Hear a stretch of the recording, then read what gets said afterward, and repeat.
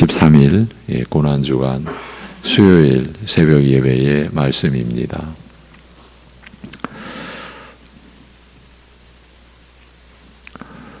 창세전에 우리를 미리 아시고 택하시고 생명의 복음으로 우리를 부르신 아버지 하나님,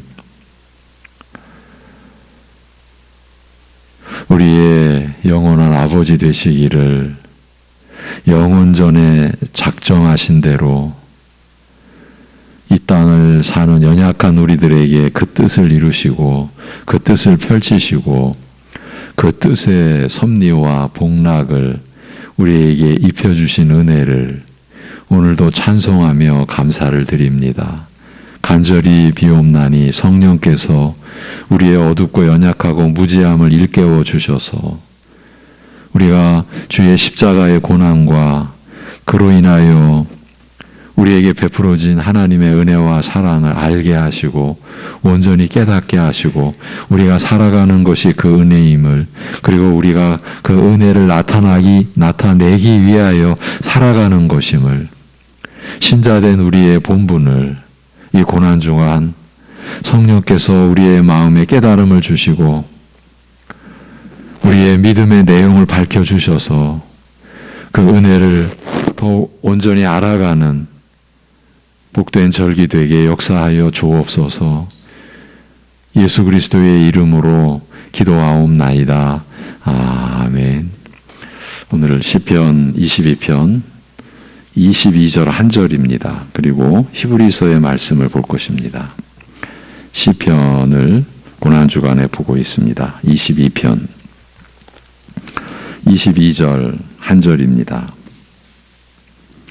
시편 22편 22절 한 절을 우리가 함께 읽고 히브리서 2장으로 넘어가겠습니다. 시편 22편 22절 다 같이 내가 주의 이름을 형제에게 선포하고 회중 가운데에서 주를 찬송하리이다. 아멘. 히브리서 2장 10절에서 12절입니다. 신약 354면쯤에 있습니다.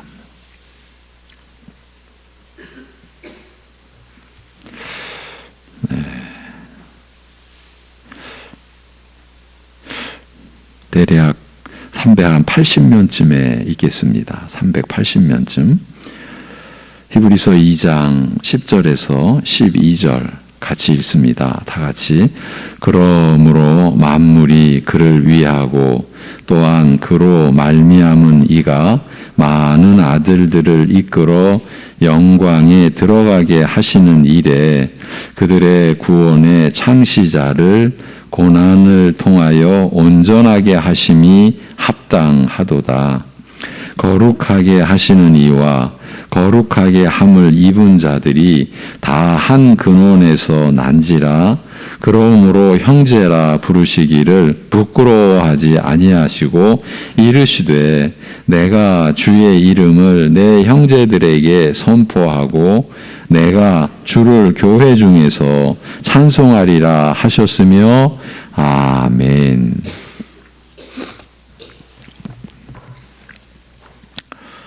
우리는 시편 22편 21절까지의 말씀이 예수 그리스도의 고난을 생생하게 묘사하고 있는 것임을 살펴보았습니다.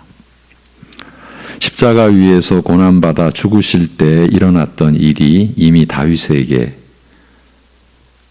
그러니까 십자가 사건의 대략 1000년 전에 다윗에게 알려졌었고, 예수님께서는 그 모습 그대로 비웃음과 조롱 속에서 극한 고통의 죽음을 당하셨던 것입니다.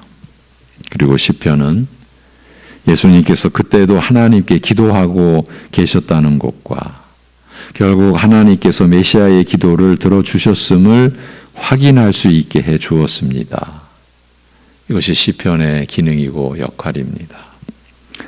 메시아께서는 자기의 고통의 근본적인 원인이 하나님께서 자기를 버리시고 하나님께서 자기에게 대하여 진노하신 것 때문이라는 것을 아시면서도 하나님께 속히 건져달라고, 본질적인 사망의 고통에서 구해달라고 요청했었고, 하나님께서는 메시아의 그 기도를 들어주셨던 것입니다. 그래서 21절에서 갑자기 분위기가 전환되어 나를 사자의 입과 들소의 뿔에서 구하소서, 주께서 내게 응답하셨나이다 라고 마무리 짓고 있습니다. 고난 중에 드려진 메시아의 기도가 응답된 것입니다. 하나님의 응답이 확실히 이루어졌다는 것입니다. 그런 다음 오늘 본문 22절부터는 전반부의 분위기와는, 이 시편 22편 전반부의 분위기와는 완전히 다른 양상이 나타나고 있는데, 결론부터 말씀드리자면 이제 여기는 하나님께서 메시아의 기도를 들어주신 결과 어떤 일이 가능하게 되었는가를 언급하는 부분입니다. 메시아께서 홀로 외로이 당하셨던 그 극심한 고통과 하나님께서 버리심으로 말미암아 당하게 된 본질적인 죽음에서도 하나님께 기도하시자 하나님께서 그 기도를 들어주셔서 메시아를 죽음에서 다시 일으키신 결과 어떤 일이 일어날 것인가를 얘기하는 것입니다. 그런 진술을 이어갈 것인데, 그 중에서 오늘 본문 22절은 이후의 모든 구절들의 주제요, 요점이라고 할 수 있습니다. 22절에서 주제를 밝히고 그 주제에 따른 구체적인 이행사항이 어떻게 되는지를 23절부터 하나씩, 내일부터는 그 점을 우리가 살펴보는 거죠. 23절부터 하나씩 말하고 있는 것입니다. 그 주제에 대해 다윗은 이렇게 말합니다. 오늘 본문입니다. 내가 주의 이름을 형제에게 선포하고 회중 가운데서 주를 찬송하리이다. 이 말씀에 담긴 뜻 중 제일 우선적인 의미는 메시아께서 신자들과 하나가 되셨다는 것입니다. 내가 주의 이름을 형제에게 선포한다라고 했는데, 여기서 형제라는 말에 성경이 큰 무게를 두고 있습니다. 신약의 히브리서 2장에서 예수 그리스도에 대해서 설명하면서 바로 이 구절, 이 시편 22편 22절을 인용하고 있기 때문입니다. 오늘 우리가 두 번째로 본 본문, 거기서 말입니다. 우선 그 히브리서 2장 10절부터 보면 예수님을 지칭하면서 그분이 고난으로 말미암아 고난을 통하여 온전하게 하심이 합당하다고 말합니다. 예수님께서 사람들, 죄인들을 구원하기 위해서는 고난 받으셔야 마땅하다는 것입니다. 그런 다음 11절부터 왜 그런가 하는 이유에 대해서 설명합니다. 지금 히브리서 2장의 내용을 말씀드리는 것입니다. 우리말 성경에는 아니지만 원래는 왜냐하면이라는 말이 앞에 나온 다음에 이렇게 말합니다. 거룩하게 하시는 이와 거룩하게 함을 입은 자들이 다 하나에서 난지라, 다 한 근원에서 난지라. 그러니까 거룩하게 하시는 이와, 메시아시죠. 또 거룩하게 함을 입은 자들, 여러분, 우리죠.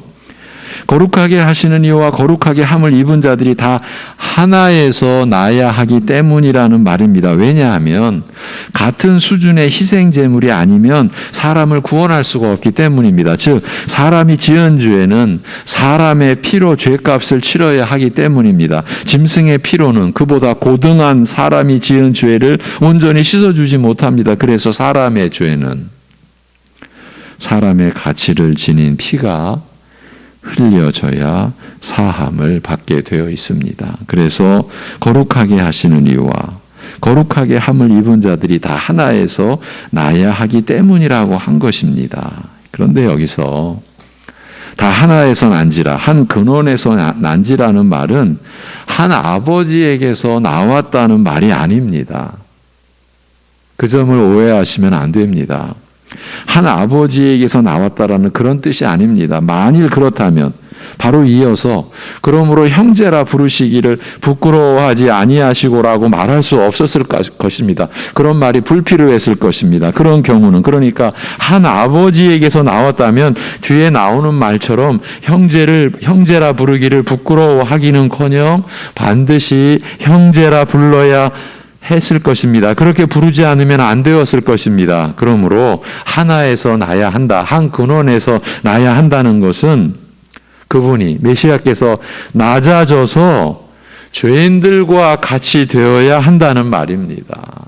죄인들과 같은 본성과 지위를 가져야 한다라는 뜻입니다. 그런 의미에서 히브리서 저자는 계속해서 그러므로 형제라 부르시기를 부끄러워 아니하시고 이르시되 내가 주의 이름을 내 형제들에게 선포하고 내가 주를 교회 중에서 찬송하리라 하셨으며 라고 말하고 있는 것입니다.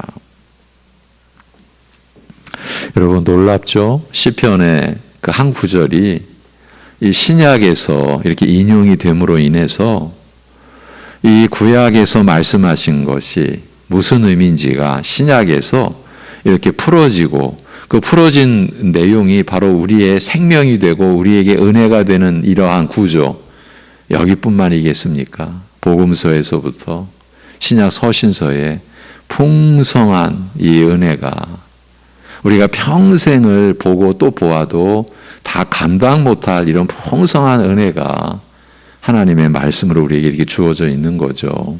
자, 여기 보면 이제 히브리서의 그 11, 12절 거기를 보면 시편 22편에서 회중 가운데에서 주를 찬송하리이다라고 한 것을 히브리서에서는 교회 중에서 찬송하리라는 말로 바꾼 것 외에는 그대로 시편을 인용하고 있습니다. 이것은 그러니까 회중 가운데에서를 교회 중에서라고 바꿨어요. 히브리서 기자는 성령님 안에서죠. 이것은 시편에서 말하는 회중은 교회를 의미하는 것이요. 시편의 회중은 교회를 가리키는 것이요. 그것이 형제와 동일한 의미를 가진다는 것입니다. 즉 히브리서 저자는 시편 22편 22절 말씀이 예수님께서 고난으로 말미암아 그의 백성들의 수준과 하나가 될 것임을 예언하는 구절이라고 해석한 것입니다. 고난을 통하여 사람들의 수준으로 낮아지심으로써 교인들과 하나처럼 되었고 이 세상에서 같은 조건에 있었다는 것이 증거된다는 말입니다. 예수님께서 고난을 통해 사람들의 수준으로 낮아지심으로 시편에서 그렇게 예언된 것을 성취하셨다는 말입니다. 그러므로 이 시편 본문의 9절, 이 22편 22절은 예수님께서 죽음의 고난을 겪으시고 부활하심으로써 신자들과 하나가 되실 것임을 알리는 것이 가장 우선적인 의미인 것이에요. 그 고난과 부활을 통해 신자들과 하나가 되실 것을 알리는 것이 가장 주된 그 뜻이라는 거죠. 이런 말씀을 따라 예수님께서는 십자가를 지시기 전에는 자기 사람들을 형제들이라 부르지 않으셨습니다. 놀라운 내용이요 사실입니다. 십자가를 지시고 부활하시기 전에는 이 자기 백성들을 형제들이라 부르지 않으셨습니다. 그때는 제자들, 양들 혹은 친구들이라고 부르셨습니다. 그러나 죽은 자 가운데서 다시 살아나시자마자 마리아에게 말씀하시기를 요한복음 20장 17절입니다. 너는 내 형제들에게 가서 이렇게 형제들이 등장하는 겁니다. 너는 내 형제들에게 가서 이르되 내가 내 아버지 곧 너희 아버지 내 하나님 곧 너희 하나님께로 올라간다 하라고 하셨습니다. 즉 예수님의 십자가 사건은 그가 우리처럼 인간의 몸을 입고 낮아지셨고 그리하여 우리의 죄를 대신하여 죽으심으로써 우리의 대표자요 우리의 왕이 되시기에 충분하다라는 것을 알려주는 사건이라는 말입니다. 형제라는 말이 성경에서는 이와 같이 복된 의미로 쓰였습니다. 우리가 그 복된 의미로 쓰인 하나님의 말씀에 우리가 그렇게 들어가고 참여하게 되고 그 말씀에 붙들리고 그 말씀의 은혜로 우리가 살게 된 거예요. 이제 그런 다음 두 번째는 그 형제들로 구성된 교회를 세울 것이라는 말입니다. 좀 전에 히브리서 2장에서 확인한 대로 여기 시편 22편 22절에 형제로 구성된 회중은 신약에서 교회라고 불리는 그런 집단입니다. 그들에게 하나님의 이름을 선포하고 그들과 함께 하나님을 찬송하리라고 합니다. 이것은 교회가 세워진다는 말입니다. 메시아의 비참한 죽음의 고난과 그 고난 속에 드려진 기도에 하나님의 응답으로 인한 부활의 결과, 교회가 세워지는 이런 복된 일이 일어날 것이라는 말입니다. 여러분, 이것이 교회의 영광입니다. 이것이 교회의 본질입니다.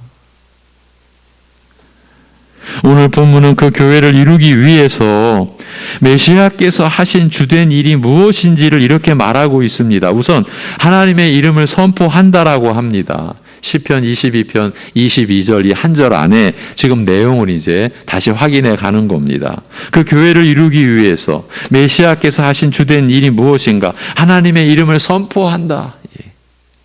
하나님의 이름을 선포하는 것은 하나님의 어떠한 분이신지, 그 이름은 그 존재의 본질을 가리키는 이 성경의 기능을 통해서 이름을 선포한다. 하나님이 어떠한 분이신지, 즉 그의 능력과 권세의 탁월함을 밝히는 것입니다. 하나님의 위엄과 그 섭리의 오묘하심을 알리는 것입니다. 이것이 그리스도께서 이 땅에 오셔서 하신 일입니다. 요한복음 17장 6절에서 예수님께서 세상 중에서 내게 주신 사람들에게 내가 아버지의 이름을 나타내었나이다. 그들은 아버지의 것이었는데 내게 주셨으며 그들은 아버지의 말씀을 지키었나이다 라고 말씀하신 것이나, 여기서 내게 주신 자가 바로 여러분입니다. 아버지께서 아들에게 주신 자만이 예수님이 그리스도시라는 것을 믿게 되어 있어요. 예. 그리고 26절에서, 요한복음 17장 26절에서 내가 아버지의 이름을 그들에게 알게 하였고 또 알게 하리니 이는 나를 사랑하신 사랑이 그들 안에 있고 나도 그들 안에 있게 하려 함이니이다라고 말씀하고 있는 것과 같습니다. 이 땅에 오셔서 그리스도께서 하신 일이 바로 하나님의 이름을 알리신 겁니다. 하나님이 누구신가를 알리신 겁니다. 부활하신 후 제자들에게 나타나셔서 승천하시기까지 예수님께서 하신 일을 알려주는 사도행전 1장 3절은 어떻습니까? 이제 부활하신 후 승천하시기 전 그가 고난받으신 후에 또한 그들에게 확실한 많은 증거로 친히 살아계심을 나타내사 40일 동안 그들에게 보이시며 하나님 나라의 일을 말씀하시니라고 기록되어 있습니다. 여기서 우리는 교회가 교회되기 위해서 가장 우선적인 일이 무엇인가를 알 수 있습니다. 그것은 하나님에 대해 아는 것입니다. 하나님의 성품과 능력과 그 권세와 위엄의 탁월하심에 대해 배우는 것입니다. 우리의 일생 동안 신자의 일생이 이렇게 채워져 가는 거, 이렇게 이루어져 가는 거예요. 다른 어떤 일보다 이 일이 우선되어야 합니다. 교회는요, 하나님을 배우지 않고는, 하나님에 대해 배우는 것보다 다른 무엇이 우선순위가 될 때에는 그 교회는 이미 교회로서의 정체성을 갉아먹기 시작하는 것이에요. 예. 급기야 허울뿐인 교회, 껍데기뿐인 거죠. 그 안에 영적 생명력이 전혀 남아있지 않고 세상과 같은 단체로 변해버린 이상한 모임들만 남아있을 것입니다. 예. 그저 종교인들의 동호인 모임, 뭐 그 정도. 예. 자기 마음에 맞는, 그저 서로에게 위로가 될 줄, 또 서로에게 뭔가 유익이 될 줄, 그렇게 여기는 사람들의 그 이상한 모임. 예. 이렇게 되고 마는 거죠. 교회가 살기 위해서는 하나님에 대해 더 깊이 배우려고 해야 합니다. 사람은 어린아이 같아서 자기 스스로 하나님을 알 능력을 가지고 있지 않기 때문입니다. 오직 예수님이 가르쳐 주신 사실만 알 수 있을 뿐입니다. 마태복음 11장 27절에서 예수님께서 이렇게 말씀하신 것과 같습니다. 내 아버지께서 모든 것을 내게 주셨으니 아버지 외에는 아들을 아는 자가 없고 아들과 또 아들의 소원대로 계시를 받는 자 외에는 아버지를 아는 자가 없느니라. 여러분이 하나님을 아버지라 이렇게 부르고 안다라는 것은요, 우리 주 예수 그리스도 메시아의 소원대로 하나님의 계시를 받았기 때문인 거예요. 이게 여러분 안에서 일어난 일이에요. 지금도 예수님께서는 성경을 사모하는 자들에게 성령님을 보내시고 또 그의 종들을 보내시어 주의 말씀을 전파하게 하심으로써 하나님의 이름을 선포하고 계십니다.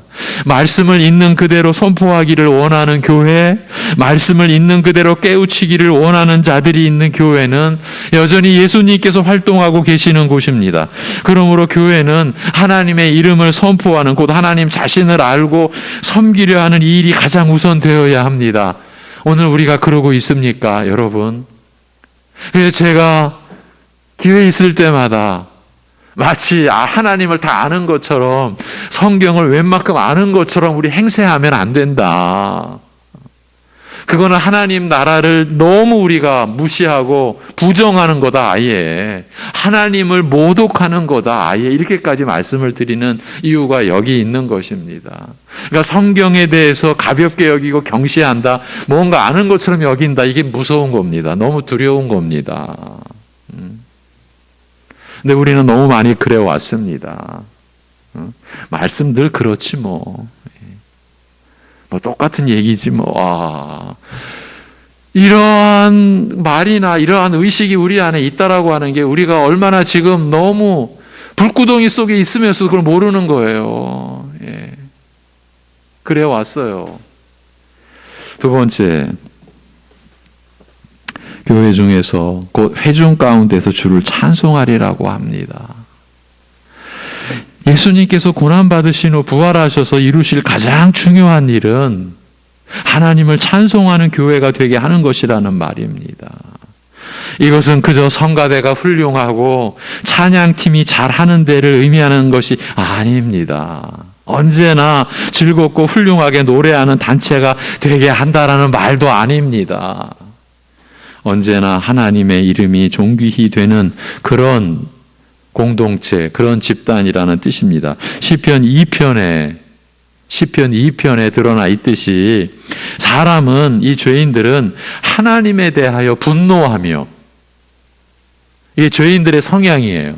하나님에 대하여 분노하며 그 소나기에서 벗어나기를 모색하여 여호와 하나님과 그 기름 받은 자, 그 메시아를 대적하며 그의 율법을 올무처럼 여기고 그의 통치 방식을 결박증으로만 생각하여 그것을 끊어버리고 벗어버릴 것만 찾던 자들이었습니다. 저와 여러분이 그랬습니다. 그런 자들이 다시 하나님의 존귀하심을 깨닫고 그 이름을 가장 귀하게 생각하게 될 때 나타나는 모습이 바로 찬양입니다. 찬양은 어떨 때 하는 것입니까? 내가 갖고 있는 것으로는 도무지 갚을 수 없는 은혜를 입었을 때 하는 것입니다. 우리가 받는 혜택들 중에 어떤 것들은 갚을 수 있는 것들이 있습니다. 그것은 갚는다, 또 지불하기도 한다, 그렇게도 표현하죠. 음식을 얻어 먹었을 때나 돈을 꾸었다든지 할 때 우리는 그것을 갚으면 됩니다. 그런 것은 그저 갚으면 됩니다. 그러나 하나님께서 주신 은혜는 갚을 수 있는 성질의 것이 아닙니다. 아무리 노력해도 갚을 수가 없는 것입니다. 그래서 찬송하는 것입니다.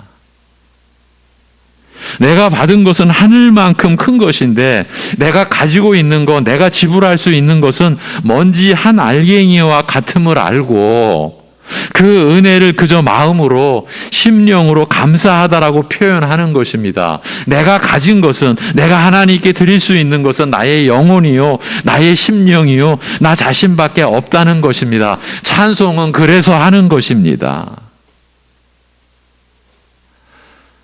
예배 준비하기 위해, 그죠? 우리가 예전에 그랬죠. 은혜 좀 받기 위해 우리 마음이 너무 식어 있어서 은혜 받고 우리가 좀 회개를 좀 절절히 하려면 마음이 좀 동해야 된다. 마음이 좀 준비가 있어야 된다. 그래서 찬양 뜨겁게 하자. 제가 어릴 적 이런 그 안내하는 멘트를 들은 기억이 생생하거든요.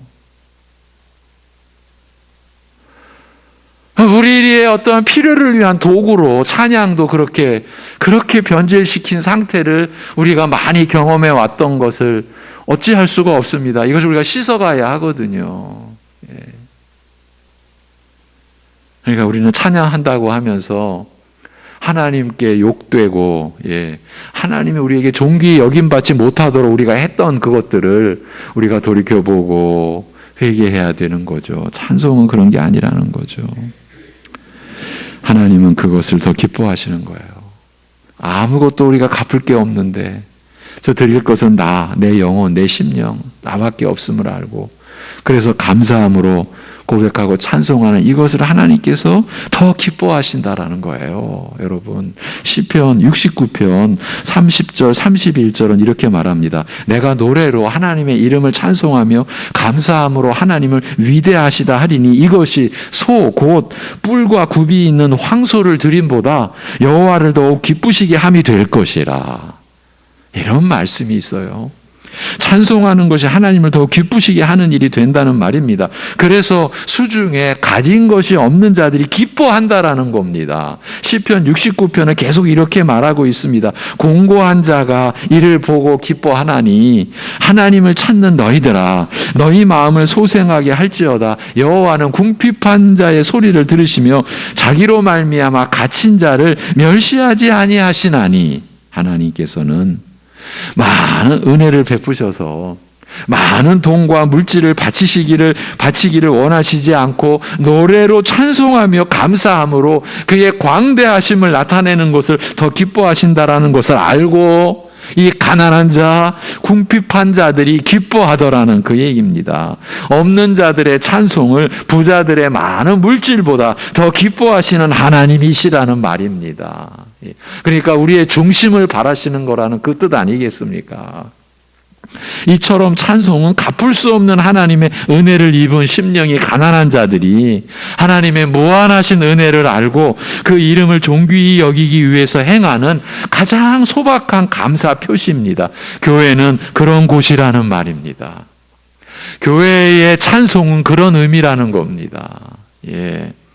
은혜는 하늘과 같은데 내가 고작 가지고 있는 것은 뭔지 알갱이 하나 정도, 그러니 무엇을 갚는다고 할 수 있습니까? 그래서 소박한 내 마음의 표시, 진실한 그 마음의 고백, 그게 찬송이라는 말입니다. 그런데 우리는 여기서 이 찬송이 하나님의 이름을 선포한다라는 것과 병행으로 기록되어 있다는 것에 유의해야 하겠습니다. 주의 이름을 형제에게 선포하는 것과 회중에서 주를 찬송하는 것, 그 교회에서 주를 찬송하는 것이 각각 따로따로 이루어지는 행위가 아니라는 말입니다. 그 둘은 서로 다른 모양을 지닌 하나의 행위라고 할 수 있습니다. 다시 말하면 하나님의 이름을 선포하는 것은 필연적으로 찬송을 야기시킨다는 것입니다. 하나님의 위대함을 선포하는 것은, 그 광대하심을 알리는 것은 필연적으로 찬송을 일으킨다라는 것입니다. 이 점에 대한 모형은 출애굽기 15장 1절에서 발견됩니다. 거기 보면 출애굽기 모세와 이스라엘 자손들이 노래로 하나님의 이름을 찬송하고 있는데, 그때가 언제인가 하면 이스라엘이 홍해를 건너고 이 바다를 육지로 건너고 애굽 사람들은 다시 합쳐진 그 바다 속에서 거기에 빠져 죽은 다음 세계 최강대국의 군대가 몰살한 다음, 그 다음이었어요. 그 노래입니다. 이것은 죄와 허물로 죽어야 할 자들 중에서 구원받은 성도들을 암시하는 위대한 사건이었죠. 그런 자들이 해변에 모여 하나님의 구원을 소리 높여 찬양했던 것입니다. 자신들은 구원받은 그 해변가, 그러나 자신들을 몰살시키려고 했던 그 애굽의 군대들은 그 바다에서 몰사당한 그 해변에서 하나님의 구원을 소리 높여 찬양했던 것입니다. 무한하신 하나님의 능력과 권세, 그의 위엄과 영광의 풍성함으로 구원받은 자들이 그 은혜를 갚을 길이 없어 오직 마음을 다해 하나님을 노래로 찬양하는 것밖에 다른 할 수 있는 일이 없었던 것입니다. 바로 그 뜻입니다. 구원받은 이들이 할 일이 뭐가 있겠느냐? 교회가 뭘 할 수 있겠느냐? 뭘 갚아드릴 게 있겠느냐? 찬양밖에 없었다는 거죠. 그처럼 교회는 하나님의 이름이 선포되는 곳이며 그에 따라 찬송이 올려지는 곳일 수밖에 없는 것이에요. 찬양이 누구의 독점? 누구만의 것? 우리가 얼마나 우리가 무지한지. 찬양으로 또 누구를 드러내? 사람을 드러내? 여러분, 우리가 지금 무슨 일을 하고 있는지도 모르고 우리는 그런 일을 해왔는지도 몰라요. 오늘 본문은 메시아께서 죽음에서 부활하신 후 그와 같은 교회를 이루실 것이라고 예고하고 있는 것입니다. 그분이 고난받으심을 통하여 우리와 같이 되셨습니다. 존귀하신 하나님의 영광을 입고 계시던 분이 아무런 이유 없이 우리를 구원하시려고 자원하여 고난받아야 하는 인간의 본성을 입으시고 인간들을 대표하여 죽으셨습니다. 우리를 구원하시려고요. 하늘 영광에 속하신 분이 땅의 벌레처럼 낮아지셨습니다. 그 일을 통하여 그를 믿는 자들을 거룩하게 하시고 그들과 함께 형제로 불려지기를 부끄러워하지 않으셨습니다. 그들과 한 몸처럼 여겨지기를 개의치 않으셨습니다. 그분은 머리요 성도는 몸의 지체로서 예수님과 교회는 완전한 하나가 되었습니다.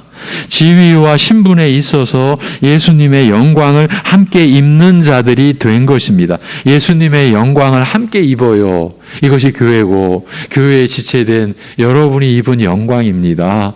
그러니 이 땅의 것으로 그 영광에 보태거나 더할 게 있겠습니까? 우리가 뭔가 땅의 것에서 영광을 취한다면 예수님과 함께 입은 그 영광을 오히려 더 욕되게 하는 거죠. 갉아먹는 거죠. 우리 또 그 일을 얼마나 많이 해왔습니까? 지금도요, 여러분. 그리고 그런 자들에게 하나님을 알게 하시고 그에 따라 하나님을 찬송하는 자들이 되게 하셨습니다. 거룩하신 하나님이 다시 사람들의 마음에서 존귀히 여겨지시며 사람들의 기쁨과 즐거움으로 자리하게 만드셨습니다. 이것이 바로 새 사람, 새 생명, 새 본성을 지닌 신자의 모습이죠. 사람이 다시 하나님 안에서 즐겁게 뛰놀 수 있게 하셨습니다. 그것이 바로 교회입니다. 교회가 바로 그런 자들입니다. 예수 그리스도의 고난을 통하여 예수님과 한 몸처럼 되었고 한 교회를 이루어 하나님을 배우고 찬송하는 자들인 것입니다. 그게 교회인 거죠. 다윗은 예수님께서 죽음의 고난에서 부활하신 후 그 고난을 근거로 이와 같은 교회를 세워가실 것이라고 알려주고 있는 것입니다. 그것을 시대와 역사를 따라서 더 구체적으로 말하는 부분이 이제 내일부터 보게 될 23절부터 계속되고 이어지는 말씀입니다. 기도하겠습니다. 하나님 아버지, 우리가 오늘 말씀하신 이와 같은 교회 되게 하여 주옵소서. 사람의 수준이나 기준이나 이 세상의 그 뭘로 우리가 교회를 여겼던, 또 교회를 그렇게 만들고 세운다고 여겼던 이 모든 허물, 그 죄악들, 그 불법들을 자복하오니 용서하여 주옵소서. 아버지 하나님, 하나님의 이름을 마치 다 아는 것처럼 여겼던 이 끝도 없는 교만함, 이 정체를 알 수 없는 이 오만하고 거만함에 이 우리의 심령이 얼마나 젖어 있었는지 고백하오니 주여 용서하여 주옵소서. 하나님의 이름이 선포되는 곳에 하나님을 찬송하는 그 노래가 함께 터져 나오는 이 기쁨의 교회를, 이 찬송의 교회를 무지막지하게 그저 찬송으로도 우리를 드러내고 우리를 스스로 만족해 하며 뭔가 우리의 탐욕의 도구로 만드는 것도 주여 우리가 알지 못하고 행한 그 죄악들, 그 불법들을 가려 주옵소서, 덮어 주옵소서, 용서하여 주옵소서. 우리 주님의 그 고난의 보혈로 씻어 주시고 우리의 심령을 새롭게 하여 주시옵소서. 아버지 하나님, 오늘 말씀으로 우리에게 비춰주신 그 교회로 이 땅의 교회들이, 우리 송내중앙교회도 세워져 가도록 역사하여 주옵소서. 사람의 그 무엇으로도, 사람의 그 거짓된 그 무엇으로도 영향받을 수 없는, 영향받아서는 안 되는 거룩한 교회, 우리의 죄로 죽으시고 부활하신 우리 주님과 우리가 하나 되어 세례받고 하나 되어 연합된 그 교회로, 영광된 교회로 언제나 하나님의 이름이 선포되고 알려지고 하나님을 더 아는 그 지식의 기쁨과 위로와 소망으로 충만하며, 그로 인하여서 하늘과 같은 분량으로 받은 은혜를 우리는 비록 우리가 가진 것은 고작 먼지 알갱이 하나 정도일 뿐이기에 찬송 드릴 수밖에 없는, 그것밖에 할 것 없는 그러한 우리의 간절하고 절절한 진실한 그러한 찬송으로 하나님께 기쁨이 되는 교회 되게 주여 인도하여 주옵소서. 그래서 이 땅에 우리가 하나님을 아는 지식의 그 은혜와 그리고 하나님을 찬송하는 기쁨으로 이 세상에 우리가 빛이 되고 소금이 되고, 그래서 이 어두운 이 세상에, 죄악된 세상에 의의 영광과 우리 주님의 그 영광을 나타내는 교회고 우리 사랑하는 성도들의 생애 되도록 인도하여 주옵소서. 아버지 하나님, 2022년 고난주간 교회의 그 형상의 회복이 하나님께서 말씀으로 비춰주시고 성령께서 우리를 이끌어주시는 그 은혜 속에서 교회가 회복되고 교회가 어떻게 이루어져 가는지를 밝히 아는 그러한 은혜의 역사가, 말씀의 역사가 우리에게 허락되어지는 것 아버지 하나님 앞에 간구하옵나니 이루어 주옵소서. 허락하여 주시옵소서. 우리 주 예수 그리스도의 이름으로 기도하옵나이다. 아멘.